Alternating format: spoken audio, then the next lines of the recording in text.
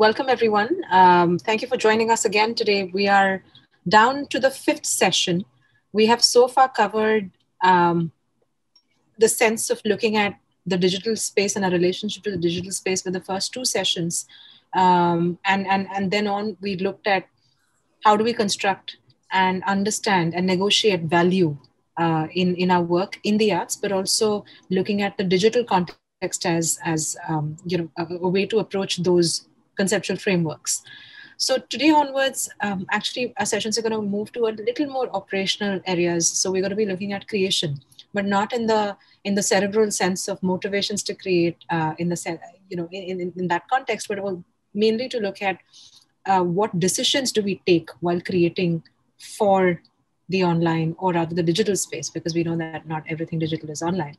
So looking at those contexts, we'll use you and your experience and your projects and your current scenarios to be able to trigger those conversations. So what we have for you today, of course, I'm not going to spend too much time introducing Archana Prasad. You know of her work. We've shared her bio with you in advance. It will be shared in the chat window. But essentially, Archana is been in this space for a very long time, as an entrepreneur, as a maker, as someone who cuts across disciplines. In her work, I have known her personally through Art Think South Asia to begin with, and since then we've connected and engaged on various aspects of arts and culture management. So I'm really happy that we have her leading the session. Also, I know that some of you have been a part of the collab session, so she's in some sense fresh off the boat from leading that entire collab session as well, lecture series as well. So I'm quite excited to see what we're able to sort of bring forth today. Archana had also led a part of the session last time in August, for those of you who were a part of it. But further looking at what we're going to cover today is we're going to be looking at creation. We're going to be looking at planning for creation, and what are our approach points? What are the frameworks, tools, mindsets that we need to have to look at not just creating for the digital space, but also what our current needs are. So this is broadly what we're going to be looking at. The format is quite different. I know the last 3 sessions, there's a lot in terms of thought process that needed to have been engaged with. So it was very presentation heavy with room for discussion, but a lot of personal thinking around how do you articulate and engage with value. This session is going to be looking at your engagement with each other and how you're looking and supporting each other and building through your thoughts in that space. So it's a series of impulse talks. With that, I will hand it over to Archana. Over to you. Well, thanks all of you for having me today. I will, let me just start off by introducing myself a little bit in terms of my work. And I'm going to share my screen to do that. So as Rashmi said, I've been for a long while now in the art and culture space with a particular interest in how art and technology meet. I'm an entrepreneur as well, and most importantly, I'm a mom to a lovely 7-year-old right now. About 11 years ago, my co-founder Freeman and I started this organization called Jaga. It means space or place. And our big question back then continues to be the same question: how can we bring artists and technologists and activists together? How can they bring to bear on some of the urgent issues of the times? Before that, I actually worked at Microsoft Research for a little while. And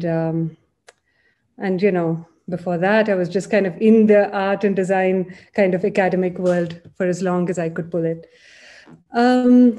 Jaga itself builds collaborative communities. We've done it in multiple ways. We run a co-working space as well as a series of public arts programs. We work with governments and local residential welfare organizations and all kinds of people. So it took me a long time to realize that what we really did was build communities. Right. Just moving on to the plan for today. As usual, I'm trying to be overambitious, but I think all of you will rise to the occasion fabulously. The idea is to present 3 short impulse talks. The first is going to look at Kanya. It's a heritage sari boutique, and how does it pivot into, it's really old, it's about 75, 80 years old, and how does it go from being a small physical space in the heart of Bangalore to how does it pivot for this digital era? I'll also use it as a way to kind of mock up what you guys might end up doing in your own hackathon sessions, after each of these impulse talks. The second impulse talk will be about Be Fantastic. It's a tech art festival in public space, and how does that pivot just post-COVID? And then finally, Dara itself, which is a digital arts project that tries to bring people together, and what was its journey. All three projects are looking at the last 7 months closely.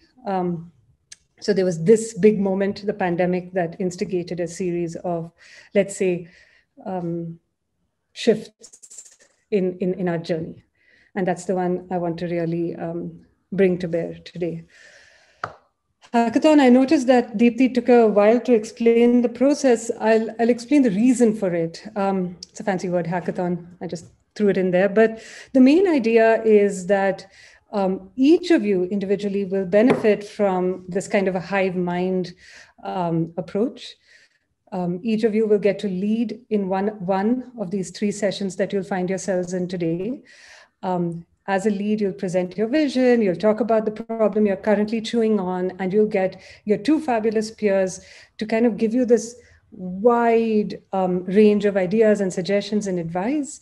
And why are we doing this? I think that perhaps Rashmi already touched on this. There is an incredible, I was looking at your profiles on Dara, and you guys are fabulous. You know a ton more than I'll ever aspire to know on my own. So the idea is to really share that wealth of experience, knowledge, and fresh energy with each other, and kind of come up with something useful.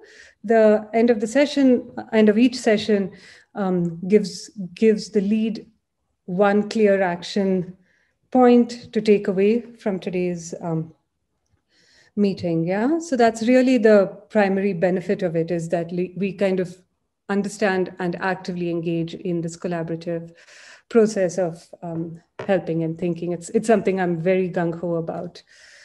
Right, and so with that, I'll start off with this little boutique, Kanya, and I'll run through it quickly so that you kind of get a sense of what you could do in your sessions, right? You may not have slide decks. I just put that in because I could just because, but you can just talk through your idea and your project and the problem statement. Well, so Kanya started with my grandmother, Amani Iyengar, in the early 1940s. She was a housewife, and then she decided to craft and make saris. She started this in her own boutique. And in 1952, she actually registered it as an enterprise. And so you can see that she was quite the entrepreneur. Amazing, given that she literally was only basically educated up to like 5th grade or so. So she created a legacy for my sister and I, but also for my parents, my mother and my aunt. So here we are with this incredible legacy, and we're sitting in the times of COVID, and we're wondering, how do we reframe this heritage store for this new world that we find ourselves in? And I don't think it's a temporary world, to be honest. I think that COVID's probably just given us the impetus to go more and more digital. That's really the truth of it, I think. And so how do we do this? My grandmother set it up on a set of principles. And we started by asking ourselves, what was this family store about? By the way, this is from my wedding. Of course, I wore a Kanya sari. And we asked ourselves the big question of who were we over these last, say, 70, 80 years, right? From the 1940s, how did Kanya define itself? And the kind of answers we got from interviewing my family closely was, we're a family business, we're run by women, and it's run inside of our home. So it's a very personal word of mouth business, no advertising, no discounts, none of all those big marketing strategies. It's a very personal, small circle of people who started it together. My grandmother, my mother, me, my sister, we all cared very deeply about this middle class, socioeconomic middle class. How do we enable a housewife or homemaker to have their first sari or their first, their first purchase, or, something that's being designed specially for them. And then clearly my grandparents were patrons of classical arts and traditional crafts, and that bled very, very deeply into the store and its ethos. Big questions again. Can we move this? Does it make sense? Should it hibernate? We hibernated it until 2 weeks ago when I picked up this project. And the question was, how do we position Kanya for a global world, a modern global world, and whom do we take with us and whom do we leave behind? And that became quite the bone of contention and heated conversations over the last few days, right? So can we take a legacy heritage store online? That's really, really what we ended up with. And again, we started with this question of who are we, but how can we define ourselves today as we stand today? And we're still a woman-led enterprise. It's still my mom, it's still my aunt, it's still me and my sister. Who we're looking at has slightly shifted. It's upwardly mobile. Women still very international. So there's this diaspora of Indian women, and that's the group we are curious about. And now the patronage of arts has gone more towards, contemporary practices in design and crafts, and the arts as well. So this was informative for us as setting a direction. And we said, let's try and identify our communities. Who are the people we want to absolutely keep? This was a long process. I recommend this thing called Hoshin Kanri. You can read it up online, and I'll see if I can find some notes on it, and you can always innovate on it. But it kind of helps different people from very different backgrounds and thought processes to come together. It's just a simple tool that one can use, right? And what we arrived at was the weavers are critical. We've known them for 4 generations now, very closely. We go for their weddings. We live in their homes. They come here. They visit us. They stay here. And so they're critical. Can we kind of do something with curated collections around their stories itself? Can we connect with our global clientele? Is it possible to invite them through this process of sharing their own Kanya memories? And can we bring together this contemporary with the legacy in some kind of online soirees or events of some kind? We don't know the answer yet. Of course, the whole thing was leaning in towards an online experience because that's what we can do. We cannot have anyone come into our house right now, just given how old my parents are. They're, octogenarians and of delicate health condition. So it had to be an online experience. And a big one, and this is something that Anshul talked about in his last session, is that if we succeed too early, that's a problem. We have a hugely successful story. It's, the store, though small, has seen some big names. You have Jaya Bachchan and people like that who are in the clientele, huge brand equity, fabulous success story. How do we go into this online world? How do we fail gracefully? That's really the question we had. Because we don't want to completely break the brand. We don't want, we'd rather it fades away into a happy memory than fades away as a failed memory. So we know we will fail in our attempts, but how do we do so gracefully? And is there some kind of a small pilot? And what do I want to learn from those pilots? These are the questions that kind of are facing me right now. So all of this is, kind of last 2 weeks of work. So it's all very fresh. I brought this to the room today with the idea that it would be a fabulous way for you guys to sense how you could play out your own sessions. So here we go. I have my pilot crafted out. Can we connect with our global community? I have this little website that I've put together literally in the last 30 hours or so, and we've put together some saris, we've kind of put together some testimonials. It's a very, very standard website, and we're saying we started with a very small group. We chose 4 clients who really want to buy. They come from very different perspectives. We gave them a collection of 20 saris, of which you just had a quick look. And we reached out to 10 people for testimonials. Almost like do you have a memory of a Kanya sari? Would you want to share that with us? Right? And some of the metrics that we're looking to understand is, how does global shipping work? What does packaging look like? Because earlier it was just a cotton bag that you would put the sari in, but now shipping is a big question. How does the brand identity move from this very personal, homely, homegrown affair to something that can be translated into a digital space? How do we continue the brand equity? Like, clearly Kanya has a buy-in, it has a name, it has a legacy. How do we promote that? Our pricing is all over the place. Like, now we can see so many different competitors online in a way that we never saw before. So how do we approach our pricing strategy? What's the user experience when you're coming online for the first time? It can't be just another website, right?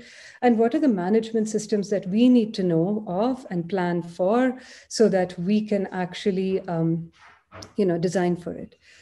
Right. So that's literally the kind of big questions I have, and here's the question I would give my leads if they were in the room, my peers if they were in the room, and I'd love to hear from you guys really quickly on the chat interface right here if you like.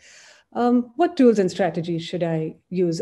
We've kind of decided that the global diaspora is really the place we want to put our energy for the pilot.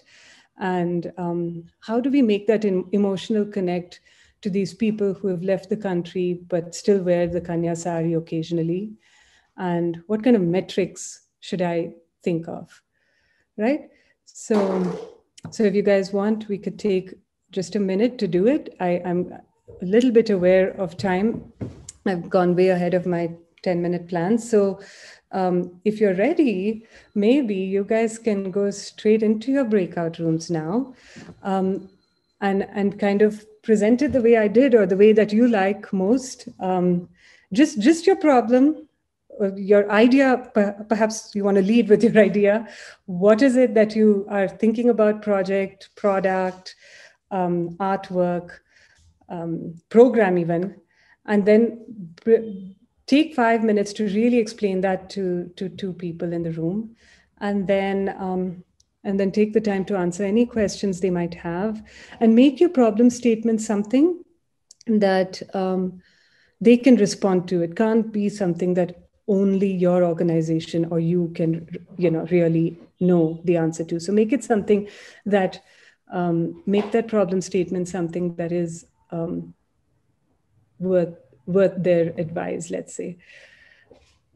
Write down those pieces of advice. You guys, the peers who are giving that advice, write it down and share it in your groups. We've made your little groups on Dara ready for you. So you can go onto Dara, write it directly in there, take that time to read it out, verbalize it to each other, and then make sure you send it to that group, and then it's all there for posterity, so that all of you can dip into it and learn from it, and be sure to give that one takeaway, arrive at that consensus, that takeaway that the person in the lead will act upon, like literally tomorrow if they can. It can be small and bite-sized. It doesn't have to be way over the top. So yeah, enjoy the session. Just a few things before we move everyone into groups. So you're going to be, as Archana said, in groups of 3, so smaller. Some of you will be in groups of 2, so don't worry about that. We will, if you see, look at this bullet list that's on your screen right now. We'll keep sending you prompts that this is what you should do next. This is what you should do next. So do keep an eye on the time, but we will also help you move along through this entire process. For this session, you have 30 minutes. And that's about it. If you have any questions, you can always leave a room and come outside and ask one of us. Archana will be here, but we'll also be rotating through the groups.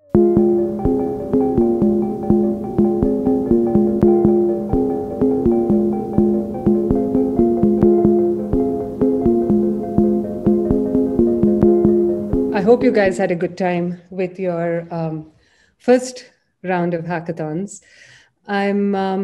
I'm going to kind of shift gears a bit, move you all away from this beautiful Kanya Heritage Boutique and take you kind of into the future world of art and technology and all of that. In 2017, my partner Kamya Ramchandran and I started Bengaluru Fantastic, Be Fantastic. It's a tech art festival in public space.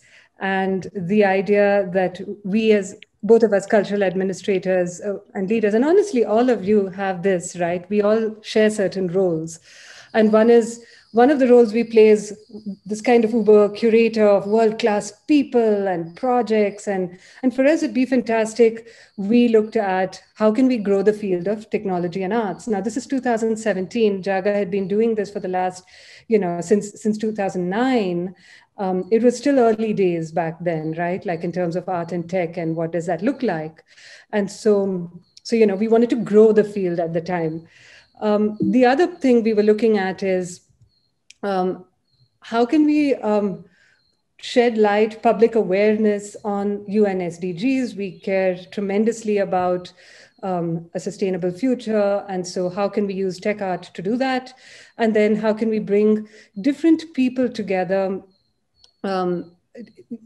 given that we really care about bridging between communities, right? So at that time, we looked at the festival as a place to present this kind of vision that we had of a radical, open, optimistic, sustainable future to a wider public, and we did. We did this in December. And we brought together some fabulous installations, 35 installations, about 30,000 people came in for this festival.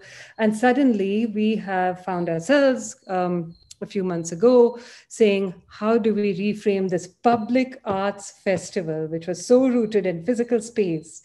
How do we reframe that for this crazy COVID era? And again, we started with the questions, and you'll see this thread throughout my Impulse talks of like, it's in these asking of these questions and framing of it where I think a lot of this lies, right? Like trying to figure out what are the key questions. And for us, it was, could we ask the same questions we asked in 2017? Can we come back in 2020 and ask them? And we said, how can we grow this field of tech art? But now the answer actually shifted away and went towards, we all need to learn. This is a time where we all kind of need to learn, probably from scratch. So that became a central theme. It moved away, the UN SDGs, yes, we still want to do that. We didn't want to move away from that. But now it moves towards conversations rather than showcasing. Like, can we just get people to talk about it? And then finally, bringing people together. In a festival, it's kind of almost the standard basic thing that you get from a festival, that it brings people together. But like in an online space, what does that mean? And we said, actually, not just people together for no apparent reason, but to collaborate. And so we said, can it become a space for learning and collaboration, right? And as we started from this clean slate and with these new directives, we said, okay, can we look at what is this content? What are we going to learn about if we all had to learn about something? And this is something we do as cultural leaders as well. We try to draw focus on topics that we want our people, whether that's the artists we work with, whether the audience, whether it's a festival, a museum, it doesn't matter. We kind of want to draw focus to a particular area or a topic of interest. And that role hadn't changed for us. I think what had changed was how do we engage our core community? And that needed reframing, the engagement of it and this wider audience online as well. So our core community was practitioners and then the wider audience that came to see the work they did. And so when we started to think about what is it that our artists and we needed to learn about, the first thing that kept popping at us everywhere was this thing called artificial intelligence. It came to us from everywhere. And it was a scary thing. It was an exciting thing. And we said, you know what, that's it. We all need to learn about this. And can artists learn about it and present work using that? Can it be used for good? Because all the stories you keep hearing is it's bad, it's evil, it's this, it's that. So can we do that? As we started to dig through this whole process, we also realized that when we look at technologies and kind of in this kind of learning atmosphere and this research lens, started to realize that women were integral to the development of these things that we take for granted, these computers that we took for granted. And we started coming across these, amazing hidden characters, Ada Lovelace, and just a long list of fabulously brilliant women who you just hadn't heard of. And we said, there's a story worth telling just in that. And so our social media campaign suddenly could become the telling or retelling of this hidden story, right? And so it's a shift. Now, suddenly we have to do all of this online. And we said, okay, we're going to create a learning program and we need to get good people in the door. And how do we get the good people, the right people who would most benefit? And kind of, if those are practitioners, designers, artists of all kinds who are just curious about technology and taking that into their practice, how do we get the right group in? And so this telling of the story could then anchor our social media campaign, telling the history of technology, alluding to this possibility of even learning in social media, like enabling people to learn a little bit more. So that learning idea reflects even in things like our strategy there, right? And then we're looking at getting these amazing candidates in. We ran this campaign and for a month, and we got about 168 applicants in. We selected 23, and we said, okay, we've got our 23, we've got something, we know we've got this facilitator who will take the technical aspects of this training to them. But how do we create this sense of community and this word fellowship, right? Like we wanted to offer a fellowship. Initially, it started as the arts community, the cultural community is so badly hit, we can't be charging for them at this time.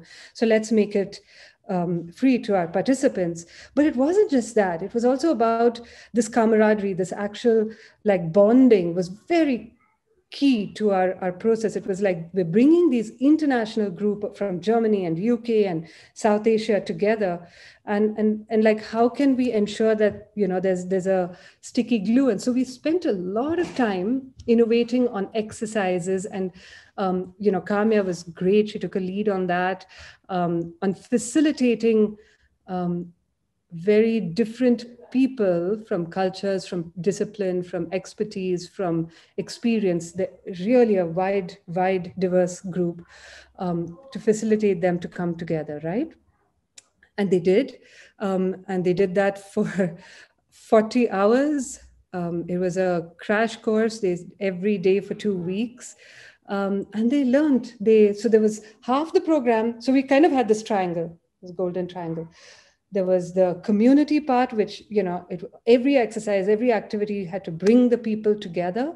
There had to be technical learning in the process. AI is not easy, machine learning, it's a vast topic to really get a sense of it. And at the end, they had to make something that they could show and talk about in these open public dialogues. We brought in experts, and they were meant to be, focused on a wider audience than just the 23. The result is we developed a learning program that I think we can really, be proud of. We learned that we could pivot a physical festival and public space to an online fellowship. And in fact, I'll go so far as to say that we would even pivot potentially, permanently towards that. Because for the first time, the constraints that COVID brought us also opened up opportunities that we missed, gaps that we felt that we hadn't spent time looking at, which was, we didn't have to be about imagine bringing 23 people to a physical place. That's an incredible carbon footprint, incredible expenses. But now we could do this online, which suddenly opened up the peer circles to be like world-class, right? Experts could just come in on a talk and go out without having to spend days and nights on flights. This was great. This was something that we hadn't had the chance to do earlier.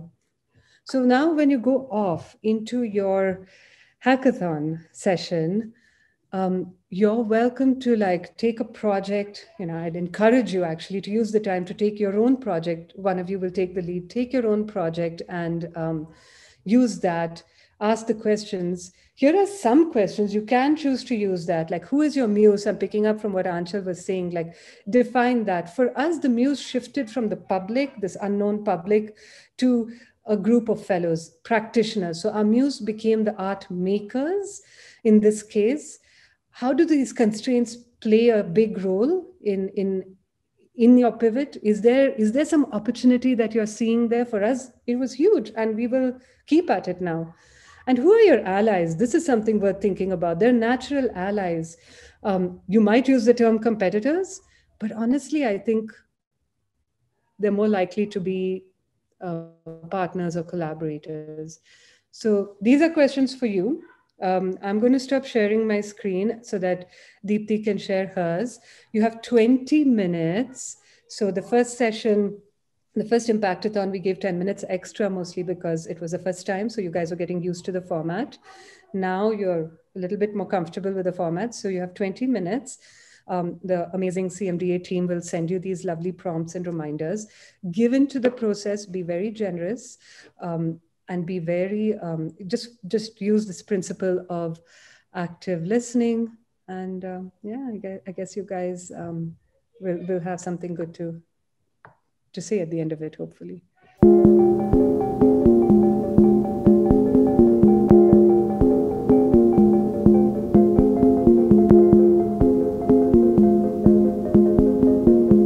All right. So Dara, and you guys have been using it, and you've been incredibly wonderful to have used it as well. So thank you, first of all. Dara is a project that I started 2 years ago. It was supported by the British Council and was meant to be a digital arts project. This is what Dara was back in the day. And with this Impulse Talk, I'm going to look at how do we reframe these international collaborations? Like how do we, which is what Dara started off as. Like she was a digital arts project that wanted to connect practitioners and cultural workers across borders, social circles, across economic borders, geographical borders. So that was the nature of the project. And we wanted to reframe her now to kind of respond to the times, right? And again, our big questions were, I think that whether we as cultural managers or administrators, can we start to think through how cultural collaborations get started? I think that's an interesting question. We always say we want to support collaboration, and like we make a big, hoo-ha about that. But really, how do they start? Where do they start? What is it that kind of inspires them? How do we find collaborators? What is that a question worth asking? If we find them, how do we keep in touch? Right? And so I think when we started Dara, well, Dara means, most of you will know this, it means, in Kannada, it means thread. In Hindi, it means stream. And that was a perfect name for us. And it was that idea of connecting people through conversations with each other. Right? And our process started with conversations. And I can't emphasize enough how important conversations are. It's time consuming, there's no doubt, but it's really valuable use of time. And we started with doing qualitative interviews, so like really long conversations, 2 hours long with individuals, 23 of those, and then also these group discussions. To find out from 2 ends, if you're a big or medium-sized cultural organization, what is your big burning questions around collaboration? If you're a practitioner, individual, or small studio, what are your questions? What are those, what are the big questions? That's really what we were trying to answer. And we decided we would create a chatbot that leveraged artificial intelligence to create those connections between institutions and individuals, between institutions and institutions, and individuals and individuals. And it would be all one-on-one, because we all were sick of Facebook and Instagram and all of these noisy kind of processes. And we wanted to create this space for this individual conversations, right? And when we made the chatbot back then, we kind of created this personality for her, because we realized that an artificial intelligence is so techie. It's so kind of cold. And Dara needed to have a personality. There was no doubt. We worked with Deepika Arvind to craft her. She's a playwright and like, you know, to craft the way she speaks. We worked with this fabulous animation studio called Vivify to craft the way she looks and thinks. And she has this whole backstory, right? Who she is, where she studied, what were her inspirations, what she likes to wear, textiles, this, that, the other, right? And it gave us, as we launched the chatbot, it gave us a lot of insights as we would do these tests with people in terms of how one-on-one conversations flow, just between two people who have not met each other. And one of them could be a machine, but one of them could be real. And taking that learning, we said, okay, like, can we do this in a more social context? Can we create these one-on-one moments of complete strangers meeting, but they're the strangers who are bound together by this love of art and culture, and that's their professional sphere of working. Can we bring them together? And so we even tried that of like, there was this whole remote angle, this digital realm that Dara as an AI only exists in that digital realm. And then can she even make a crossover to our side, which is the physical, real world, just like we are currently making the kind of leap over into, you know, Dara's realm. And so she hosted events, 2 in Bangalore, 1 in Chennai. You know, people came together. We conducted group conversations. So she, you know, we did paper tests initially, and then we actually built Dara to be able to facilitate a group of people to have a very meaningful conversation, just like in a format somewhat like what you guys are doing in your hackathon, that would take them through a process of about an hour-long conversation over a lovely meal and a drink and all of that. So we were clearly looking really happy, as this picture will show you. And then we had that big moment that we all had, which was the COVID moment. And then there were no more events, and we were thinking, what shall we do? And we panicked as usual. And then we sat down and we said, okay, what do we really need to do from this crisis? And really the biggest goal that Dara always had was bringing people together in the cultural sector. So how do we do that now online? And that's really when we started to look at our 2 groups, the practitioners, and they had the same questions. How do they reach to these really high quality artists and peers? How do they stay, how can they communicate safely? Someone just recently asked me that question, was that Ram? And then, you know, how can they share good opportunities with each other and, you know, help each other through these difficult times? Similarly, for organizations, they had alumni networks, but how do you keep in touch with them? How do they stay inclusive? How do we, as an organization, keep closely in touch with our own teams in this really bad time, right? And so we made Dara again in June. We started from scratch. We threw out all the old code, all of it, and we started again. And this time we reframed her. We were like, she's going to be an app. She's not just a chatbot sitting on a browser window. She's a mobile app with desktop support. She's going to help institutions. So we said, let's start with the institutions. They already have the alumni networks that they've carefully curated. Can we help them get their alumni networks, the people within their alumni networks together? And then can we create almost like a network of networks, right? Of really good partners who can eventually potentially also collaborate.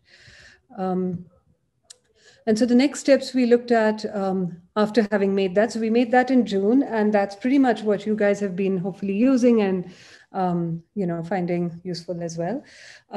Now our next steps are, how do we facilitate these kinds of online events as our sector moves more and more in the space? I have a feeling some of it might stay. So then how does Dara help facilitate online events? Is there journaling support? We recently ran Collab. There's been a learning journey for each person. So can they share that with each other? Can they document that for themselves? And how can we keep growing our partner base so that the community becomes more meaningful?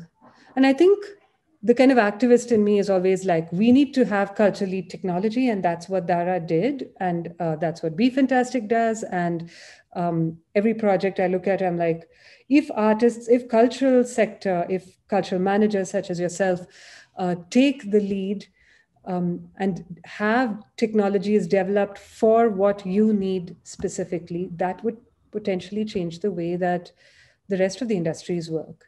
Right now, we only use their cast-offs or whatever they throw at us. How can we share? What are the better ways to collaborate and share what we've learned in an open atmosphere?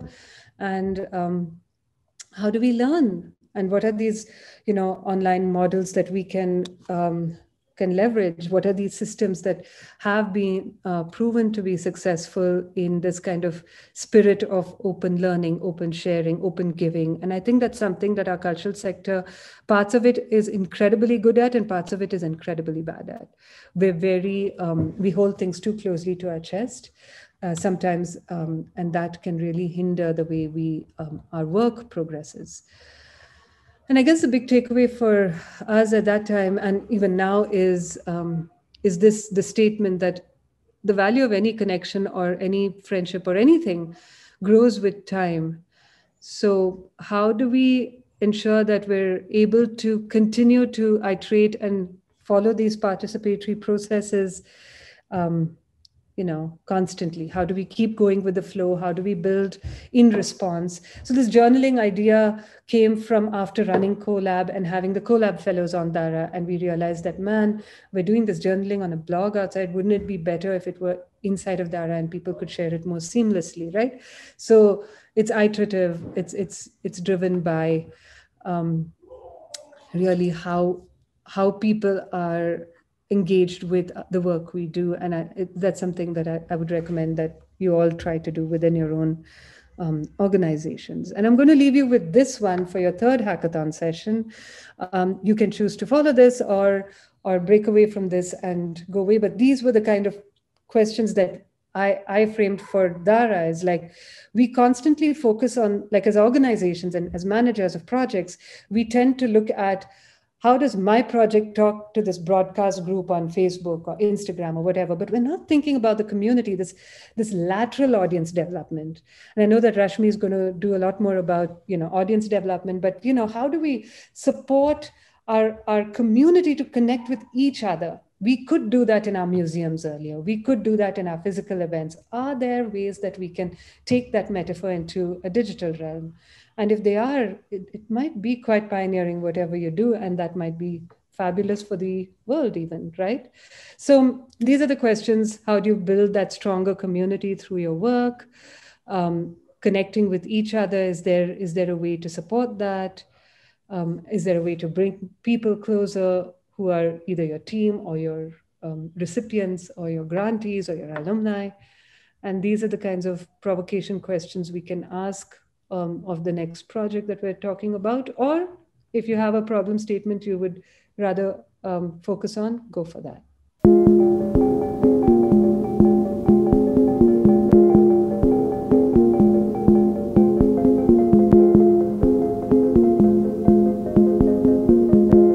Well, hopefully you guys had a good session. And I think that some of the things I want you guys to think about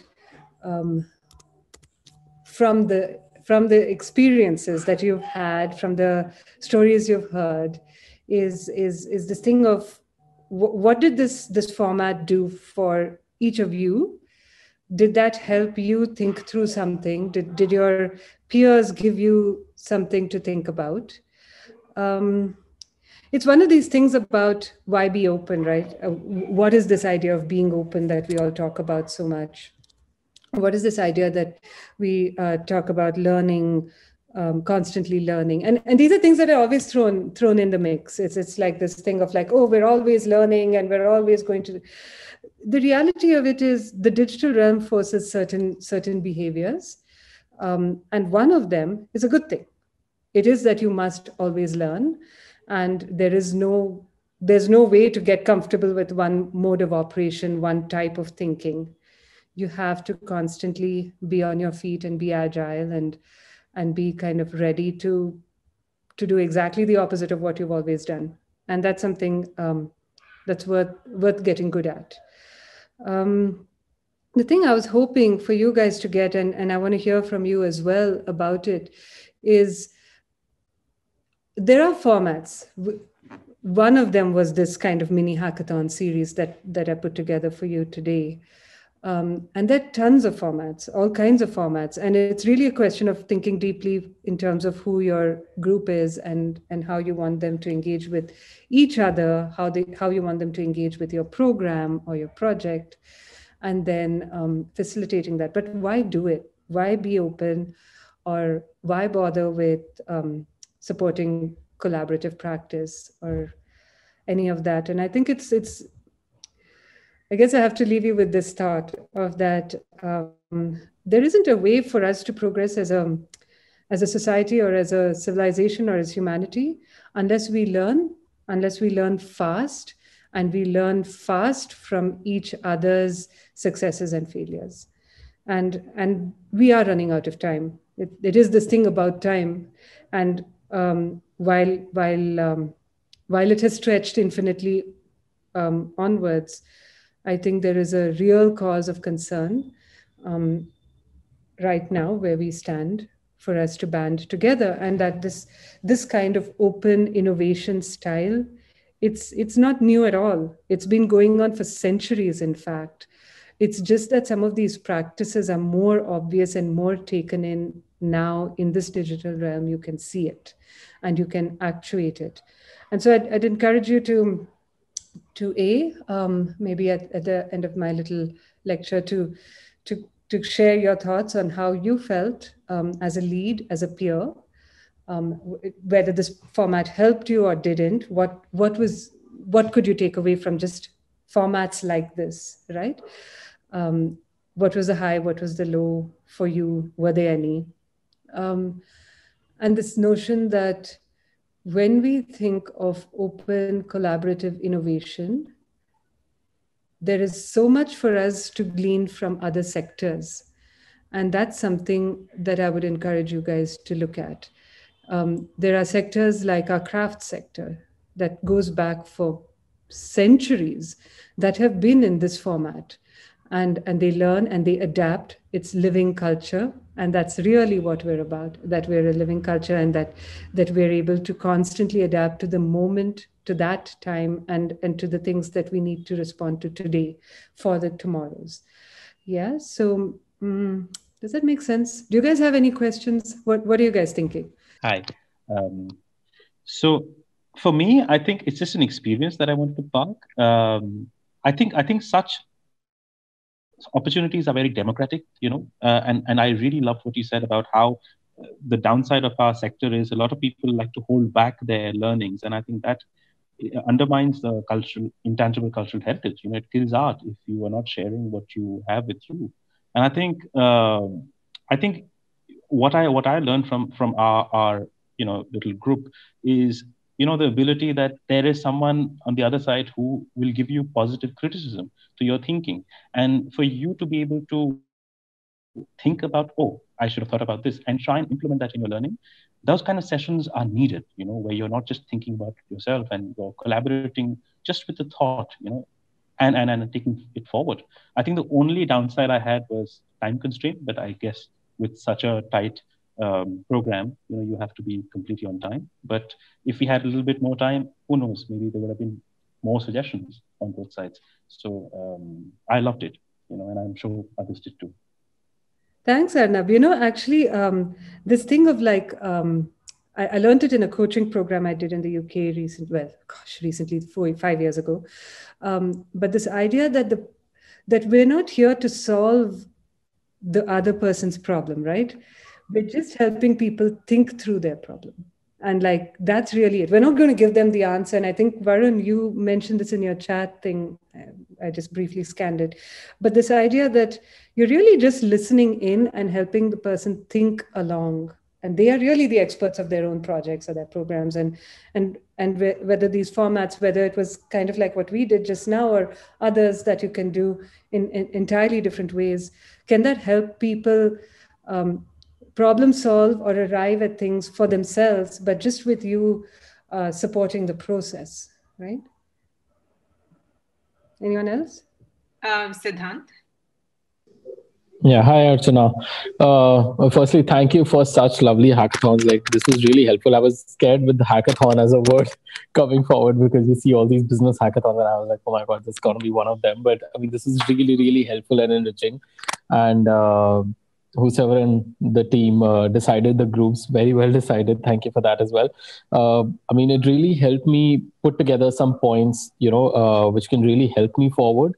And I think the time constraint was really well timed because we got really enough time to put it in a very concise way and deliver the suggestions in a very, very concise and a quick manner rather than elaborating or exaggerating on it. So it was quite crisp, and yeah, I think I can speak for the whole group here. It helped all of us very, very prominently. So thank you for that. Thank you, man. Thanks a lot. Thanks, Siddhant. Nikita, would you like to go next? Yeah, Archana, thank you so much. Dara is a lovely platform. I'm so glad you spoke about it. I think a few things that we were discussing in the last minute were, and it's nice because the last session wasn't premeditated. The first two, we were still grappling with our own projects. Also, in just how to frame it, because sometimes with paperwork, the right language, the right framing of a sentence becomes so important. And when you have to present it to your peers, I feel like we took extra effort to prepare, and that really helped clean out the vision, the mission, the problem statement, all of it. And with grappling with the digital space, a few concerns that did come up was, of course, the question of data privacy, but also along with this open culture that we are all striving towards, which the question of copyleft and copyright, of whether there because the digital space is also can also be used to spread misinformation, right? Um, and so having I don't know, having a sort of filtering level or a back-end process that would verify projects before they went up, just to make sure those kind of I don't know, law breaches do not happen. That's something we were thinking of out loud. And yeah, I completely agree with you that now with with us being forced into this digital space globally, the approach and the possibility of getting international collaborators with minimum carbon footprint, also more accessibility is actually a welcome space. I think it did take a lot of us time to adapt to it, but once we do, it is a space that can be used in so many possible ways. So thank you so much, Archana. Thank you. Thank you. And I know that Surbhi had her hand up, but then she posted in chat as well. So we'll move on to Aishwarya. So I just want to say that I don't know whether it was coincidental or intentionally that Niti and I were in the same group, and it just so happened, Archana was talking about like empowering communities and building communities together. It so happened that Niti and I both share the same interest, and we had similar projects in mind. So it was so easy. Then we were not like one person listening, and we didn't have like sort of different projects because it was so much in line that we were both like talking as peers all the time, and that just came together so well that I really think that, and this was to do with like curating unique experiences and promoting it digitally. Like how do you take those experiences, how do you digitize that? And we were discussing that. So I think like Niti, and it's very mutual that Niti says that I found a pair, and I feel the same, that we really have found each other to be able to connect better. And I'm sure there's a lot more people who we can connect with. So thank you for this. And it was just incredible, especially also because I don't know, coincidentally it just happened that we were together and thinking about the same thing. So it was absolutely incredible. Thank you to the whole team. So I'll just say a quick thing that it might not have been such a coincidence, because Archana was the one who looked through everyone's That's what I guessed. And she was the one who put all the groups together. So this has all been quite carefully planned. That's what I thought as well, because it didn't look coincident. It wasn't alphabetical. It wasn't this, that. So I just thought that, it didn't look that coincident. That's why I mentioned that, It's a good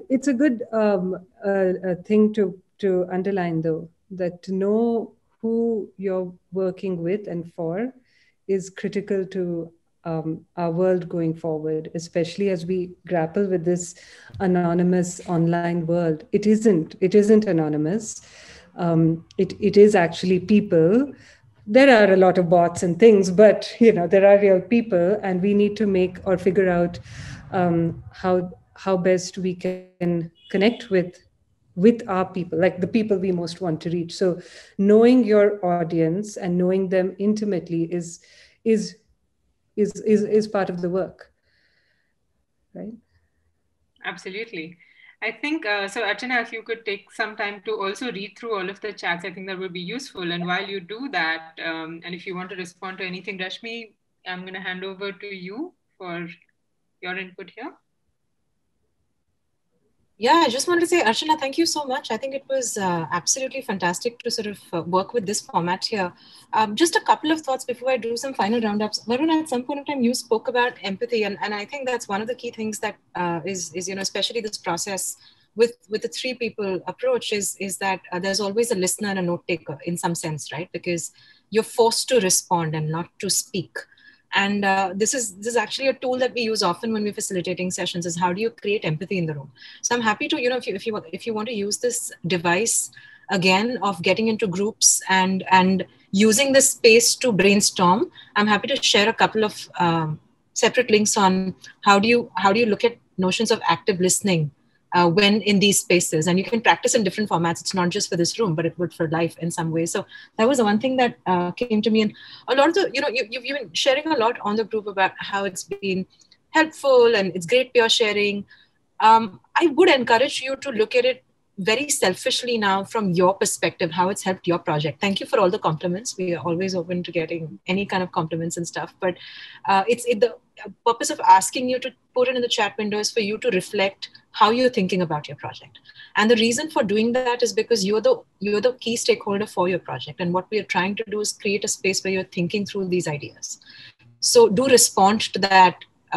It's very easy to respond to a session and the structure, but not to how you are feeling about it. So do take the time to do that, whether privately or on this chat window. That's totally fine. Want to mention the notion of gift economy. At Artex, we really believe in that. And I know that's helped us stay in good stead. The whole notion of gift economy is you take and receive gifts. It's not transactional. So when you're taking something, always give back. And if this session was in some way built on that process, right? But if you sort of extend that into Dara and continue to do that, it'll be great. I mean, you can literally grab anyone with whom you felt you've shared any kind of professional chemistry and want to pick their brains, use that to be able to get into a group and have a chat, but keep the philosophy of gift economy in mind while thinking through, so that you're able to sort of, keep cutting across roles of the taker and the giver through that process. And eventually it's rewarding for everyone. That is something I can endorse. And I think just sort of running through, so these are some key points that came to me. But like I said, Archana, thanks for giving the whole phrase of get a room a completely different meaning today. So it was really fun. As I was going through different rooms and chatting, there were some groups that are like, our internet connection is not working, so we're only chatting. And there were some groups where like full-on discussions were on. So it was nice to sort of hear that. I wish I could be in all 13 or 14 groups that we had, but time didn't allow for that. So please use the Dara group to continue the conversations. What I was really excited about in some of the rooms that I went into is you actually offered to share even your contacts with other people. I heard someone say, I'll connect you to someone who has access to all of the schools in the city. I think that's great, right? Like, so please continue to do that on Dara. And all the people who've committed to sharing, take from them as much as you can. It's a good thing to do. Yeah, it's been a pleasure being with all of you guys. I learned a lot just planning for this session, and I'm not used to being a facilitator in this sense, in this way, and so it's been really good.